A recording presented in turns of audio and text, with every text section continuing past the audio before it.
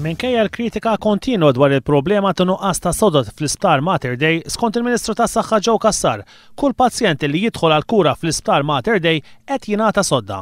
Informat li l-pazjenti li jiddaħlu l-Isptar Mater Dei kollha jiġu trattati b'mod dinjutus u dejjem jingħataw sodda irrispettivament miċ-ċirkostanzi.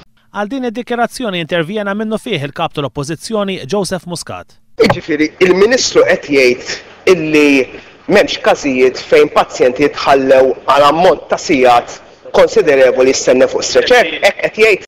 Il-Ministru Cassar reġa' sostna li kulħadd jingħata sodda.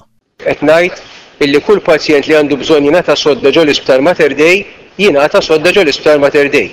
Skont il-Ministru tas-Saħħa l-problema f'Mater Dei hija t-tort tal-qraba tal-pazjenti illi mhumiex jieħduhom lura d-dar. Il-numri varja, però qed ikollna bejn 50 u 80 pazjent kuljum. Min-naħa tiegħu d-Deputat Laburista Professor Anthony Zammit semma kif pazjenti qegħdin jinżammu fil-kuriduri anke sabiex jagħmlu ħtiġijiet bażiċi tagħhom, waqt li pazjenti bid-deni qegħdin jitħaltu ma' pazjenti b'infezzjonijiet.